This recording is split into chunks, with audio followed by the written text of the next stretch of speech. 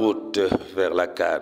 Aujourd'hui, faisons connaissance avec la poule C, le Sénégal, Cameroun, Guinée et Gambie. Tête de poule, le Sénégal, les lions de la Teranga, comme on les appelle. Le Sénégal, absent depuis plusieurs années de la scène continentale, revient en Afrique avec la génération de feu Jules-François Bocandé, Omar Gueye Sène, Roger Mendy, Chersek, Thierno Youm, entre autres, en 1986. Au Caire. Demi-finaliste à Alger en 1990, le Sénégal est quart de finaliste chez lui en 1992. Le Sénégal arrive pour la première fois de son histoire en finale de Coupe d'Afrique des Nations en 2002. Il va perdre la finale face au Cameroun après la série des tirs au but 3-2. Les deux équipes avaient fait match nul, 0 but partout après 120 minutes. Les Lions du Sénégal reviennent en finale face à l'Algérie en 2019 et perdent encore celle-ci sur le score d'1-0.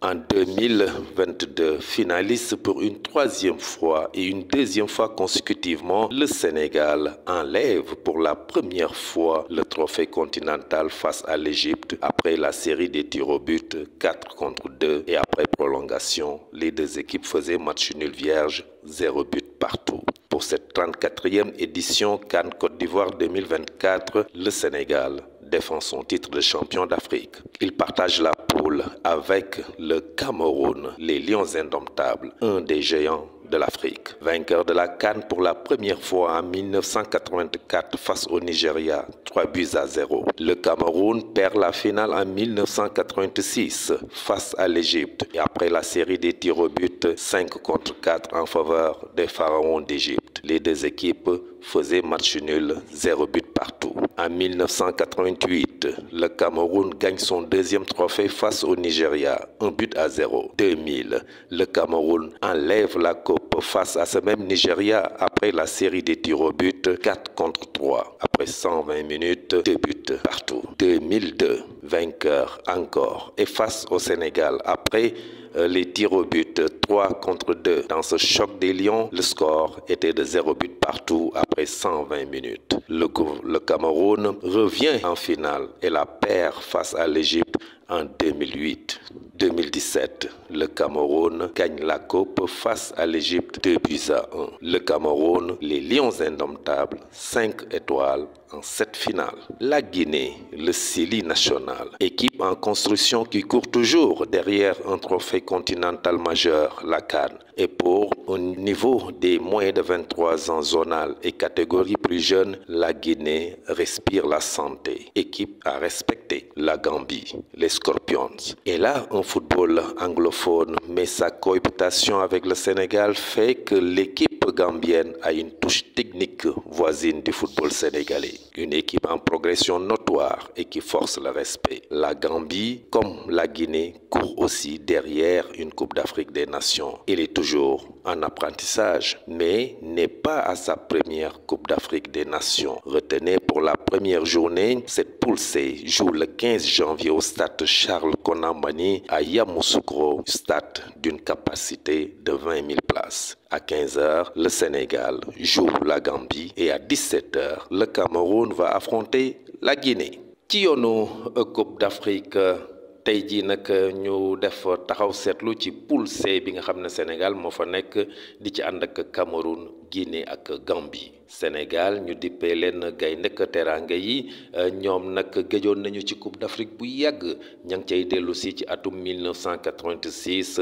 ci génération dem si yàlla Jules-François Bocandé, Omar Gueye Sène, Roger Mendy, Chersek, Thierno Youm ci lim rek bu gàtt. atum 1986 boobu Sénégal dafay dellu si waat Coupe d'Afrique en 1990 fële ci Algérie dafay perte nag demi-finale ba dellu si waat atum 1992 ci Coupe d'Afrique boo xam ne mu ngi ko organisé fii ci Sénégal da koy ñàkk ci deuxième tour bi ñu ngi fàttaliku Cameroun moo ko éliminé woon ca quart de finale ya.